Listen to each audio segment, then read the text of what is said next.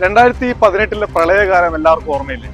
അന്ന് നമ്മൾ വലിയ പ്രയാസത്തിലായിരുന്നു. ഭക്ഷണത്തിനും താമസത്തിനൊക്കെ കേരളത്തിലെ മനുഷ്യർ വല്ലാണ്ട് ബുദ്ധിമുട്ടി. നമ്മുടെ കൃഷി നശിച്ചു, റോഡുകളൊക്കെ തകർന്നു പോയി, അങ്ങനെ ആകെ കുഴപ്പം. ഈ സമയത്ത് കേരളത്തിനെ സഹായിക്കാം എന്ന് പറഞ്ഞ് UAE രംഗത്ത് വന്നു. 700 കോടി രൂപ തരാം എന്നാണ് അവർ പറഞ്ഞത്. പക്ഷേ കേന്ദ്ര സർക്കാർ എന്ന് പറഞ്ഞു, ഒരു മുഖ്യമന്ത്രിയുടെ ദുരിതാശ്വാസ നിധിക്ക് വിദേശത്ത് നിന്ന് ഫണ്ട് സ്വീകരിക്കാൻ പറ്റില്ല, ഞങ്ങൾ അതിന് അനുമതി തരില്ല എന്ന് പറഞ്ഞു. അങ്ങനെ നമുക്ക് പുറത്തു നിന്ന് ലഭിക്കുമായിരുന്ന 700 കോടി രൂപ നഷ്ടപ്പെട്ടു പോയി. എന്നാൽ ഇതിനനുസരിച്ച് സഹായം കേന്ദ്രത്തിൽ നിന്ന് നമുക്ക് കിട്ടിയോ? ഇല്ല.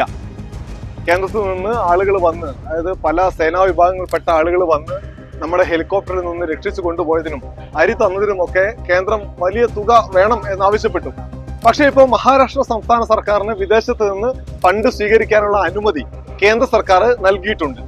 ഇതെങ്ങനെയാണ് സാധ്യമാവുക?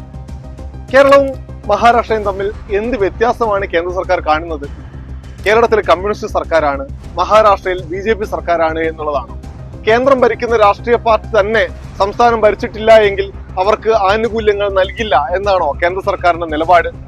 അതെങ്ങനെയാണ് അംഗീകരിക്കാൻ കഴിയുക? അംഗീകരിക്കാൻ കഴിയില്ല. കേന്ദ്രം കേരളത്തോട് കാണിച്ചത് കനത്ത അനീതിയാണ്, വിവേചനമാണ് എന്ന കാര്യത്തിൽ യാതൊരു തർക്കവുമില്ല. ഇനിയും മുന്നോട്ട് പോകുമ്പോൾ ഇത്തരം വിവേചനങ്ങൾക്കെതിരെ അതിശക്തിയായ ഭാഷയിൽ വിമർശനങ്ങൾ ഉയർന്നു വരേണ്ടതുണ്ട്. നമസ്കാരം.